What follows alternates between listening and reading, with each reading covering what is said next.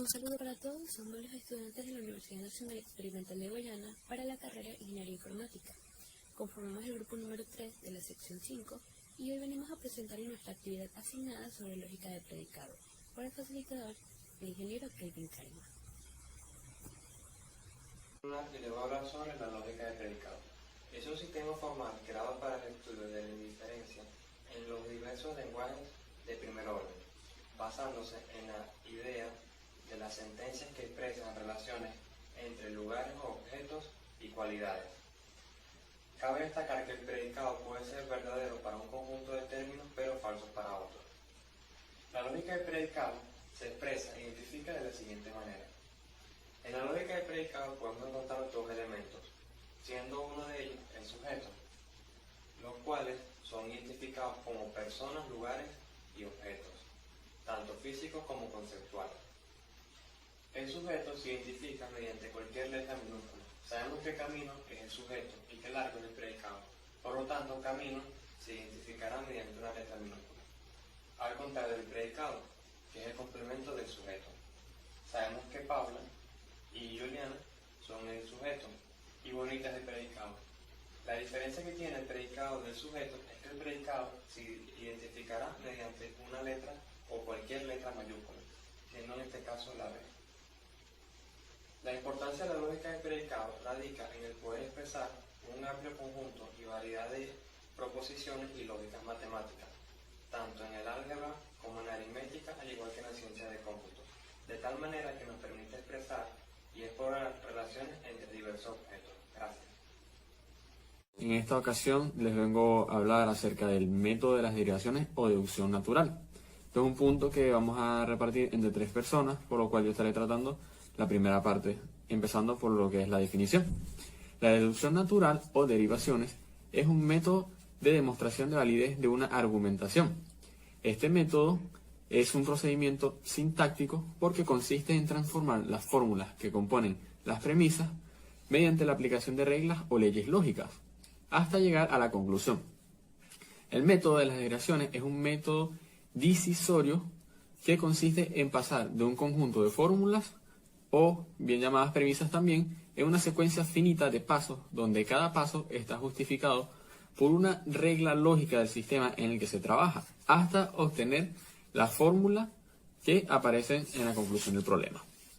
En cuanto a la parte del proceso, no hay una secuencia especial a seguir, ni tomar reglas rígidas. Depende, en todo caso, del conjunto de premisas y tratar de buscar elementos comunes entre estas y justificar las reglas de equivalencia o tautologías. Cada acción debe registrarse indicada con los números que se trabajan, así como la resultante. El desarrollo de la deducción formal se realiza a través de 2 filas, acerca de las cuales hablará mi compañero a continuación, por como dije, es un punto que se tratará entre 3 personas. Las derivaciones se puede decir que son 3. Está la derivación directa, derivación indirecta y la prueba del condicional. La derivación directa consiste en llegar a una conclusión siguiendo una serie de pasos, partiendo de la premisa inicial o de la premisa original. La prueba del condicional solo se puede utilizar cuando la conclusión es una condicional. La realización es prácticamente igual que la derivación directa, con la única diferencia que se tiene que añadir una premisa adicional. La derivación indirecta, en esta se combina la prueba del condicional y la regla de la reducción a lo absurdo. Consiste en negar la conclusión y realizar deducciones hasta llegar a una contradicción. A continuación vamos a realizar una serie de ejercicios o unos ejercicios para explicar la prueba directa o la derivación directa. Primero tenemos esta premisa. Esta premisa dice que, o nos da, es P y no Q, Q y no R, S y no R, no S y T. Y esta que está aquí es a la que se tiene que llegar. Esto aquí significa que este es el resultado que nos tiene que dar esta premisa para ser correcto. Para explicar esto se necesitan una serie de reglas, que son estas que están aquí. Ahora, para realizar la premisa, tenemos que empezar desde el punto inicial. Para redactar o resumir esto, o sacar un resultado de esto, tenemos que ver qué es lo que tenemos. Aquí tenemos la ley de simplificación. que nos dice que A y B es A o B y A y B es B. Eso significa que podemos elegir una de estas dos para bajarla. Al bajarla no la estamos eliminando, solo la estamos bajando para combinarla con otra.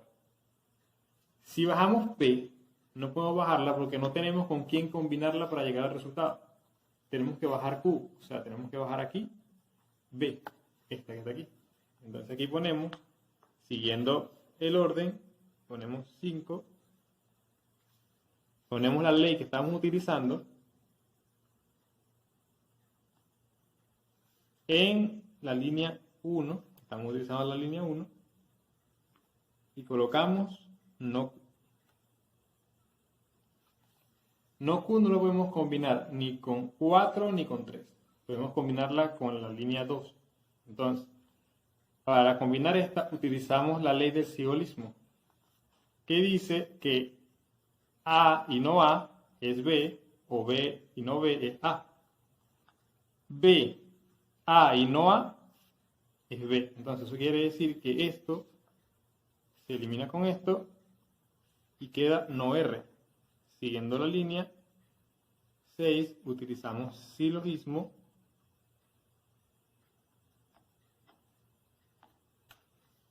en la línea 5, 2.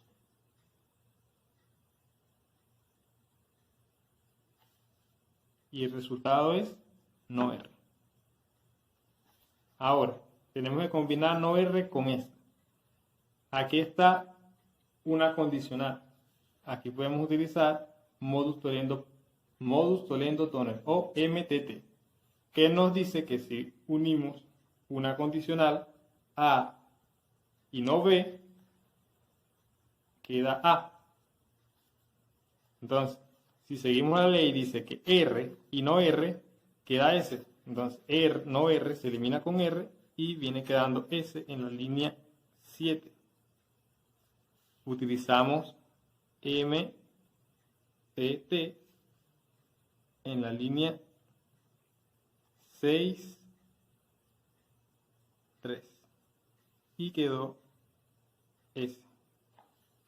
Ahora, para resolver esto, tenemos que utilizar MPP, que es una condicional también, pero nos dice que A y A es B, no S, y no S es B. Esta quedó no S porque aunque aquí se bajó esta ley dice que si tú eliminas estas dos, la negación se sigue quedando con A.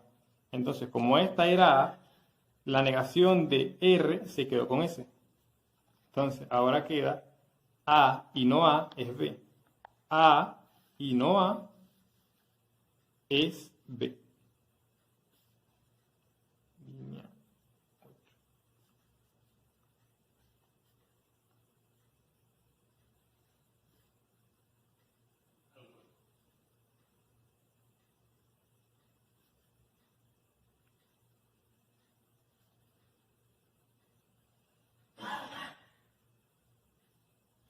Aquí se resolvió parcialmente el ejercicio, porque ya nos dio T. Eliminamos la S y quedó T. Y el resultado dice que tiene que quedar T y P. Ahora, ¿cómo hacemos para encontrar la que falta? Si recordamos cuando utilizamos la simplificación en la primera, bajamos fue Q. La P no la eliminamos, solamente bajamos no Q. Entonces, aquí podemos utilizar de nuevo simplificación para bajar P. Utilizamos simplificación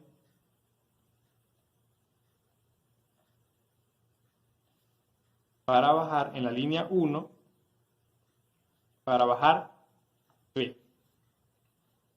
Entonces aquí nos quedaría T y P nos quedaría abajo. Para unir estas dos y que quede, tenemos que utilizar la conjunción que dice que si está T y una P abajo, o el resultado que se queda abajo, podemos conjugarla uniéndolas con una y o la conjunción o el signo de conjunción. Entonces aquí nos quedaría utilizando conjunción en la línea 8, 1 nos quedaría T y P. Como podemos ver, nos dio el resultado y esto quedó válido. o correcto, debido a que nos dio el resultado al que queríamos llegar. Ahora realizaremos un ejercicio de la prueba condicional. Si recordamos la teoría, la prueba condicional dice que su procedimiento es igual y solo se puede utilizar si la conclusión tiene una condicional, como esta. Y que a diferencia de la derivación directa, se tiene que agregar una premisa adicional. Esta premisa adicional sale de aquí. Siempre que se usa esta, la premisa adicional que se va a agregar es la primera que esté aquí. La primera que esté en el resultado final o en la conclusión, que en este caso sería esta. Ahora, para realizar esta premisa, se coloca la premisa adicional y se une o se simplifica con la que tenga para simplificarse. Por ejemplo, esta se puede simplificar con esta, utilizando el silogismo. El silogismo dice que A y no A es B, o B y no B es A. Aquí tenemos no R y R. Eso querría decir que esta se elimina con esta y vendría quedando Q. En la línea 5.1 se utilizó silogismo y quedó Q. Q se puede añadir o se puede conjugar con la línea 3 utilizando MPB o modus ponendo ponens, que esta ley dice que A, entonces A es igual a B. Entonces aquí queda Q y Q es igual a no P. Entonces este Q se cancela con este Q y quedaría utilizando en la línea 6 en la línea 6-2, bueno, perdón, era 6-3, se canceló Q y no Q y quedó no P. Ahora, para cancelar o para unir a no P, la unimos con la línea 4, que dice S, entonces P. Aquí tenemos no P y tenemos S. Podemos usar MTT. MTT dice que si está B y no B, queda A. Pero esta negación se le va a quedar al resultado. En pocas palabras, aquí tenemos no P y P. Entonces, el resultado vendría siendo S. Y como tenemos que dejarle la negación que tiene este, quedaría no S. Ahora, si recordamos, aquí en esta línea no hemos utilizado la línea 1. Empezamos utilizando desde la línea 2 porque este que está aquí, que es la premisa adicional, se pudo conjugar desde la línea 2. Entonces, aquí quedaría no S y utilizamos la línea 1, que dice que es S y no S, y utilizamos de nuevo modus ponendo ponens, o MPP, que dice que A, entonces A es igual a B. A, que es no S, entonces no S, el resultado vendría siendo este que está aquí. Vendría siendo T bicondicional U. Ahora, aquí el resultado nos está diciendo que es no R, entonces T bicondicional U. Tenemos la T y la bicondicional U, pero nos falta la no R. Si recordamos, aquí la no R lo que hicimos fue bajarla a una premisa adicional, no la eliminamos, la bajamos a una premisa adicional porque eso es lo que dice una de las leyes. Entonces lo que tenemos que hacer es unir esto mediante la prueba condicional. La prueba condicional dice que tú puedes unir estas dos utilizando una condicional. Entonces quedaría no R condicional T U. Este sería el resultado final, o esto querría decir que la prueba es válida porque nos dio el mismo resultado que se está buscando.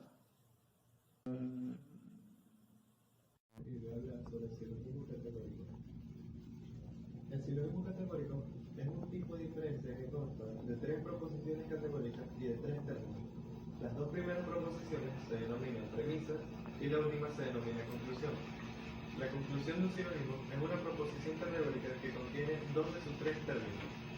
El predicado, que se llama término no mayor y pertenece a la premisa mayor, y luego está el término menor y el sujeto se representa con S y está en la premisa menor. El término que no aparece en la conclusión, pero sí en las dos premisas, se llama término medio y se representa con la letra N. La premisa que contiene el término mayor es la premisa mayor y la que contiene el término menor es la premisa menor. Modo de figurar. Estos hacen referencia al orden y tipo de proposiciones categóricas que contienen. Se representa cada modo con tres letras mayúsculas, que la primera designa la premisa mayor, la segunda determina la premisa menor y la tercera la conclusión. Su figura y su esquematización viene siendo el término medio en la primera figura, viene siendo el sujeto en la premisa mayor y predicado en la premisa menor. Luego en la segunda figura, el término medio es predicado en las dos premisas, en la tercera figura sujeto en las dos premisas y en la cuarta figura viene siendo predicado en la premisa mayor y sujeto en la premisa menor. Luego está la figura y la forma de un silogismo categórico puede describirse de manera completa indicando su figura y su modo. Un silogismo de la tercera figura, por ejemplo, y del modo E y O tendrá la siguiente forma. Tercera figura, término medio, sujeto en las dos premisas, E y, premisa mayor y premisa menor. Forma viene siendo ningún término medio es predicado, algunos términos medios son sujetos, y su conclusión viene siendo que algunos sujetos no son predicados. De los 19 silogismos válidos, de acuerdo con la regla de Aristóteles, solo 15 son lógicamente válidos a la luz de los métodos de la lógica moderna. Vendrían siendo estos de las cuatro figuras, y luego su análisis del silogismo mediante el método analítico. Las falacias son un tipo de razonamiento no válido o incorrecto que pretende tener apariencia de razonamiento correcto. Una de las clasificaciones que se da a las falacias son argumentos que parecen válidos pero no lo son. Una de las primeras personas en clasificar las falacias fue Aristóteles, quien encontró y clasificó 13 tipos de falacias diferentes, la cual dividió en dos grupos, las que se llevan de las palabras y las que no. Después de Aristóteles se fueron añadiendo cientos de falacias diferentes y en la actualidad son muchas. Las falacias tienen dos clasificaciones, las formales y las no formales. Las formales son donde los argumentos y la conclusión no se siguen de la premisa, lo que hace que el razonamiento sea inválido o incorrecto. Las no formales son cuando las premisas que se dan no son suficientes para llegar a la conclusión a la cual se quiere llegar. En la actualidad hay muchas falacias que son muy utilizadas comúnmente. Una de ellas es ad hominem. Ad hominem consiste en atacar al hombre que defiende la premisa. Por ejemplo, si están dos personas hablando sobre un tema y una persona se queda sin argumentos para defender su premisa, lo que va a hacer es atacar a la persona con la que está teniendo la discusión. Ya sea diciéndole que cómo yo voy a confiar en ti si tú eres un estafador, cómo voy a confiar en ti si eres un mentiroso, X o Y. Consiste en atacar a la persona que está defendiendo la premisa. Otra premisa es ad baculum. Ad baculum pretende atacar a la persona amenazándola, sean amenazas explícitas o disimuladas, pero consiste en atacarla. Por ejemplo, si están dos personas teniendo una discusión o un grupo de personas teniendo una discusión y se quedan sin ejemplos para defender su premisa o no tienen defensas para defenderse, atacan que si no te callas te despido, si no te callas te boto de la casa, si no te callas ya verás. Atacan amenazando a la persona, ya sean amenazas explícitas o amenazas disimuladas. Otra de las premisas utilizadas comúnmente ahorita es ad veracundiam.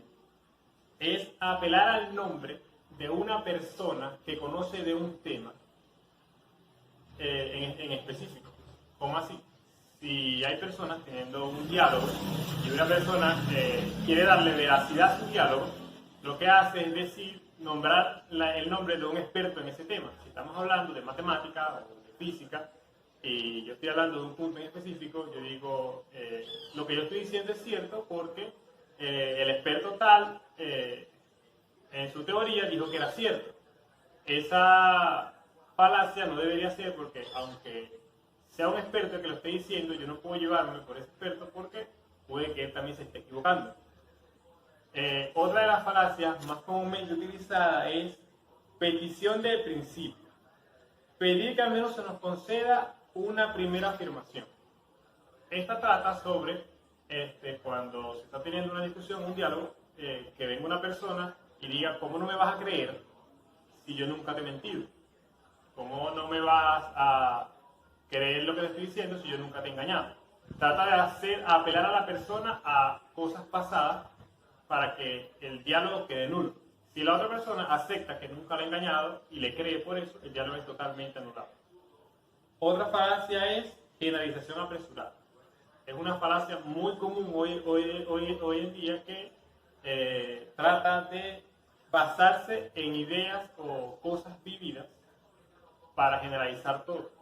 Esta es comúnmente utilizada porque, por ejemplo, cuando una muy común que se utiliza cuando hay una pareja de novios o de esposos y el novio le termina a la mujer o el hombre le termina a la mujer y las personas dicen todos los hombres son iguales, todas las mujeres son iguales.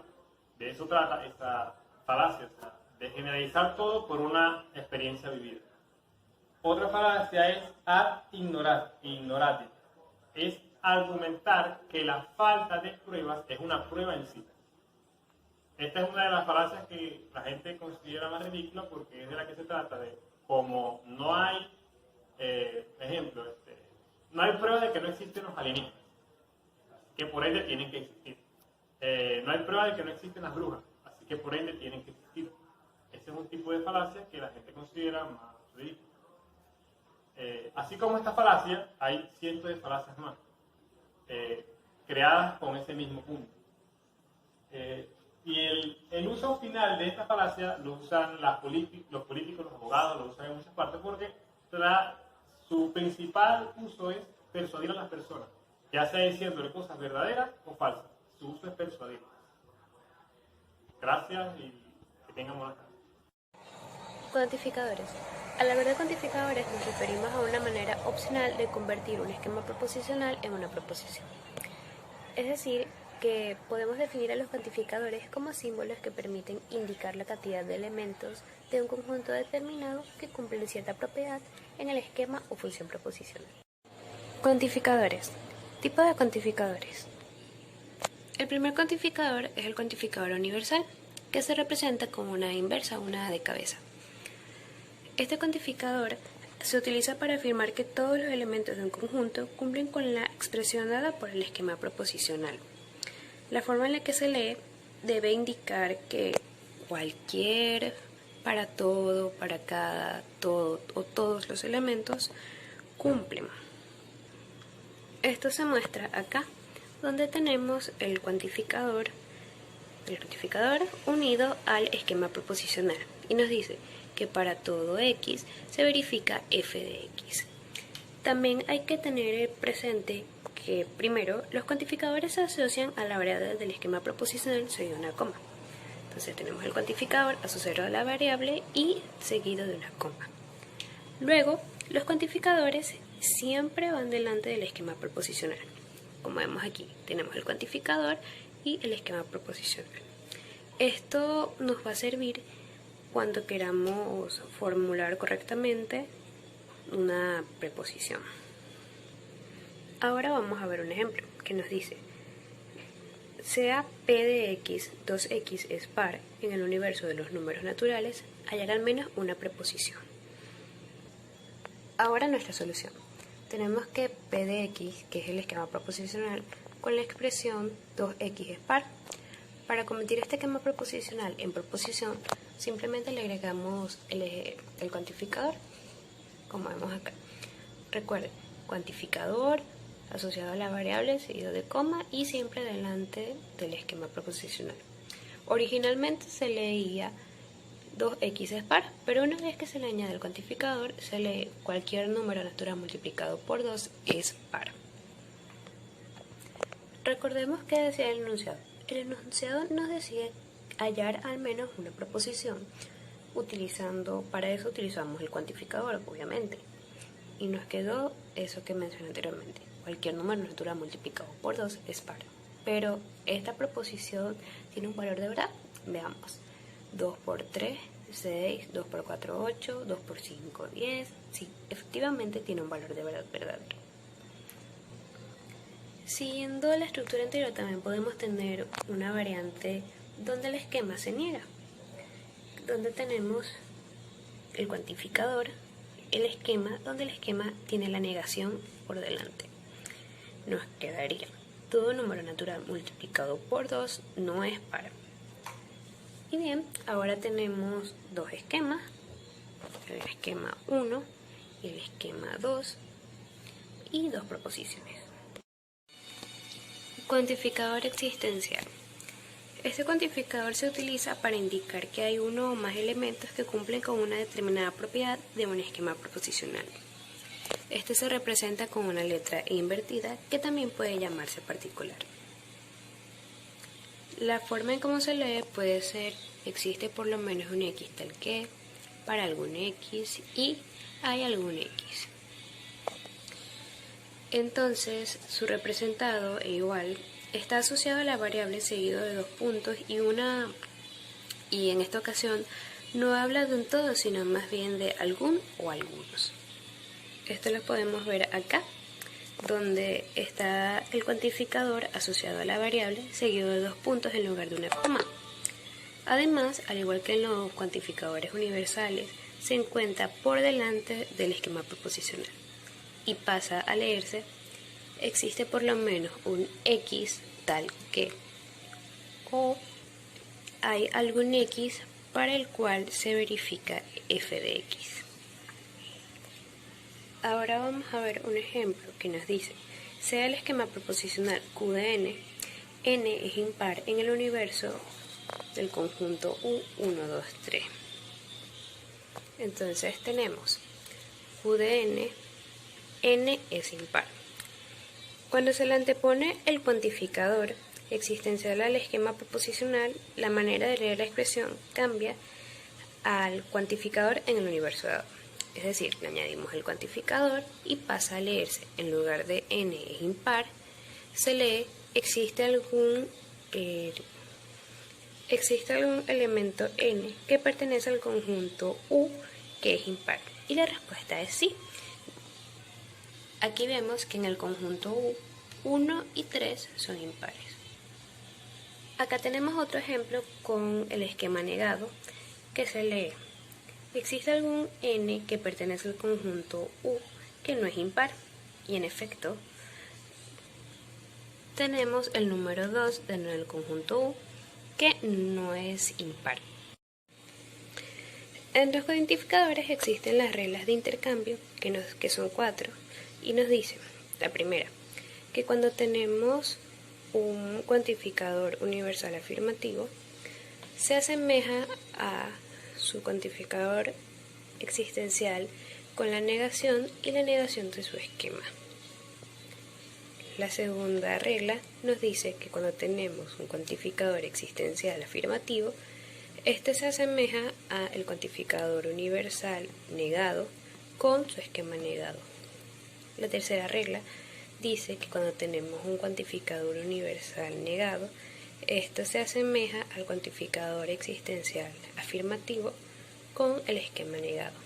Y por último, la cuarta regla, que es cuando tenemos el cuantificador existencial negado, que se asemeja al cuantificador universal afirmativo con su esquema negado. Negación del esquema proposicional cuantificado. Al negar el esquema proposicional, se invierte el cuantificador y se niega el esquema proposicional, que es lo que vemos aquí. La negación de para todo x se verifica f de x es igual a existe algún X para el cual no se verifica X. O sea, se invierten los cuantificadores y se niega el otro.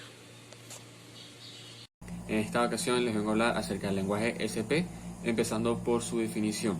Encontramos que en la definición del lenguaje SP, que es un sistema formal en el cual se puede escribir fórmulas para indicar el valor de verdad de dichas fórmulas. En las representaciones de una fórmula en lenguaje SP, ponemos en manifiesto las relaciones que lo hacen válido. Una interpretación natural del vocabulario SP lo podemos interpretar con el símbolo sí y solo sí. Es asignar a los símbolos que lo constituyen palabras o frases de un idioma en particular. De este modo se interpretan como oraciones en sentido completo de un idioma. A las variables se les interpretan como sustantivos, en el dominio a los símbolos funcionales como asignaciones de sustantivos a sustantivos, a los símbolos racionales como predicados, al símbolo sí y solo sí como el predicado que expresa la identidad entre dos objetos. A los cuantificadores se le califica como adjetivos que califican la cantidad, a los conectores de igual manera que los símbolos sí y solo sí, y a los constantes los interpretamos como ciertos nombres propios. En cuanto al vocabulario SP, encontramos que está constituido por un conjunto de V's, lo que nosotros conocemos como B pequeña o B de vaca, coloquialmente, en el cual va del siguiente modo, donde V es igual a V1, V2, V3, V4, V5, V6 y V7, en donde las V's para 1, 2, 3, 4, 5, 6 y 7 son las siguientes. Para V1 tenemos que este es el símbolo para conjuntos de variables, es decir, V1 es igual a X1, X2, X3, X4, X5, X6 y X7, y de igual manera Xn. Estas serían las variables. B1 siempre será un conjunto infinito de correspondencias biunívoca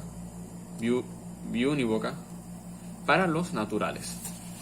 Para V2 tenemos que este es el conjunto de símbolos racionales, es decir, V2 es igual a R1 a la N, R2 a la N, R3 a la N, RK a la N, donde V2 siempre va a tener un símbolo racional binario que se nota como sí y solo sí. A esto se le conoce como la identidad. Para un símbolo RK a la N, cualquiera de V2 es subíndice, es decir, subíndice de NK. Denotará la variedad de dicho símbolo.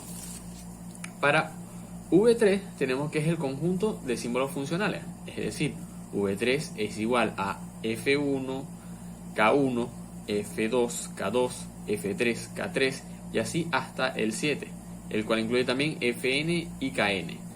El subíndice Ki de un símbolo funcional, Fi, Ki, denota su variedad. En V4 tenemos que es el conjunto de símbolos constantes. V4 es igual a C1, C2, C3, C4, así de igual manera hasta el 7 y Cn. En V5 encontramos que es el conjunto de conectores, es decir, V5 es igual al conjunto a los conectores lógicos o, y, entonces, y solo, entonces, sí y solo sí y la negación. Para el V6 tenemos que es el conjunto de puntadores, los cuales están representados por símbolos de las comas y las comillas. En V7 es el conjunto de cuantificadores, el cual está representado por V y un símbolo de euro pero invertido. Se le llamarán símbolos lógicos solo a V1, V5 y a V6 y al V7, y al símbolo representado como sí y solo sí. Estos permanecerán invariables en cualquier cálculo de predicado, mientras que V2, V3 y V4 pueden variar y se le llamará lenguaje de un cálculo de predicados. Cabe destacar que este procedimiento de interpretación o procedimiento de interpretaciones se puede hacer con cualquier lenguaje. Gracias por su atención.